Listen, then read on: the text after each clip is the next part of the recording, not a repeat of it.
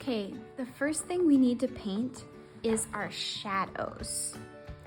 The shadows are what's going to make our White House look more 3D and not so flat while leaving it kind of white. So we've got kind of gray shadows we're going to add.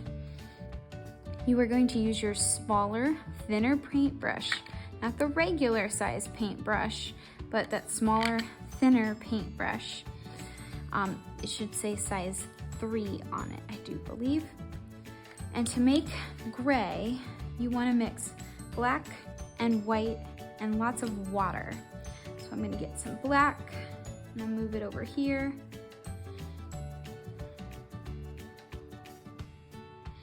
Rinse out your paintbrush really good before you get your white. And you're going to add that to the black. Don't dip it back into the white. Make sure you rinse out your paintbrush every time. You do want plenty of water added to this too, so it's not hurting it to add that water to your white. Once it kind of gets a gray color, you want to add just kind of water to that and water it down. That'll make it more translucent. Translucent means see-through, which is good for a shadow. Okay. Now, we're going to use this gray to make our shadows. You're going to start on your White House on both sides. So I've got my gray, zoom in a little bit. So we've got these two wings of our White House. We're going to make almost like an upside down capital L. So under these ledges, we're going to go right under those with our gray. Do one side at a time. And then one side, your left side is the hand that makes an L. You're gonna go against the side of the White House down to the bushes. On the opposite side, you're still gonna go under the ledge with your gray. But this side, because the light would be coming this way, it would have a shadow up against the pillar. Because both L's should be going the same direction because light comes the same way. So my L's match, okay? It is not on the outside, it's on the inside. Now you can soften this by adding a little water to the edge, but you don't really have to do that. Just makes it a little more realistic. Now we want to repeat the side shadow above the ledge. So this one's on this side. I'm gonna come here above the ledge. And this one's on this side. So I'm gonna come above the ledge right here up against the porticulture. In our porticulture, we're gonna also make that upside down L shape, but in between the pillars. Make sure you're not putting it on top of the pillars. Do not put any gray on top of the pillars. It's right next to the pillar, up against the line, and underneath the roof, just on that one side. So it's not going all the way around. It's like an upside down L. One side roof, not both sides. One side roof, upside down L, going the same direction. So mine are all going up against the left side.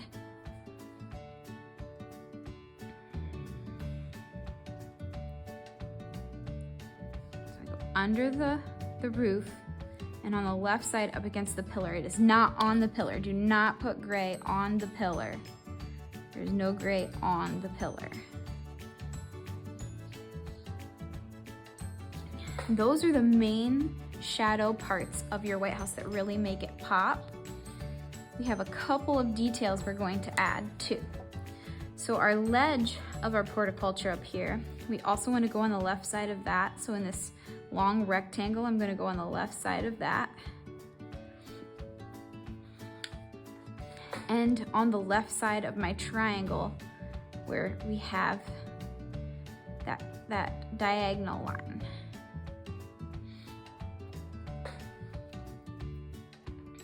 So notice we're sticking all to the left side. Left side, left side, left side, left side, left side, left side. Same thing with our chimneys. these middle pillars, just a little bit on the left side. And then this part's a little weird. We have these two ledges. We're going on the left side on both of them. So on the left one, it's just on the straight edge. Simple. But on the right one, we're still going on the left side, so it's on the diagonal line.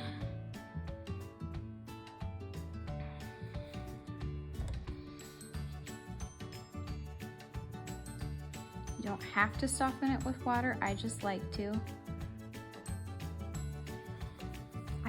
I probably wouldn't do it on the chimneys just because they're so small. Now those are the places you have to add a shadow. If you want a little extra, you can go over the bottom ledge of your horticulture there on the left side of the side pillars. But you don't really have to. Okay, and now we have that more 3D look to our White House by adding those shadows to the White House to make it look 3D.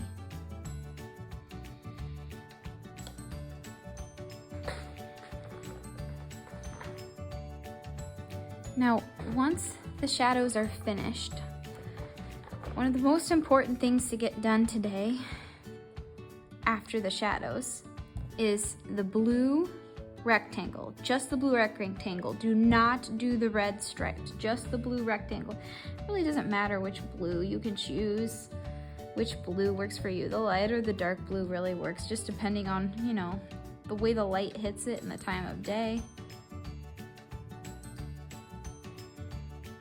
We want that to dry before we do anything else around it.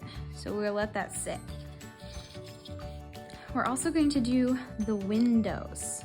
Now the windows, you can either do a light see-through blue or a yellow if you want it to be more of a dark night or dusk time of day. You'll have choices with your coloring. It can either be more dark blues, it could be like a daybreak time, and then we'll have blue windows, or you could even do a nighttime and have like a black and purples in the sky.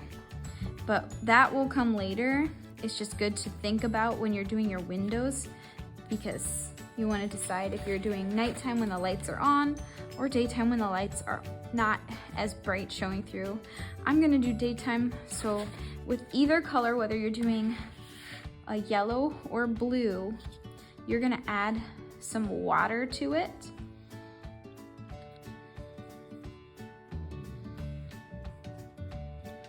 So I'm adding some water to it. That's gonna make it more translucent, which means see-through, which makes it better for window looking.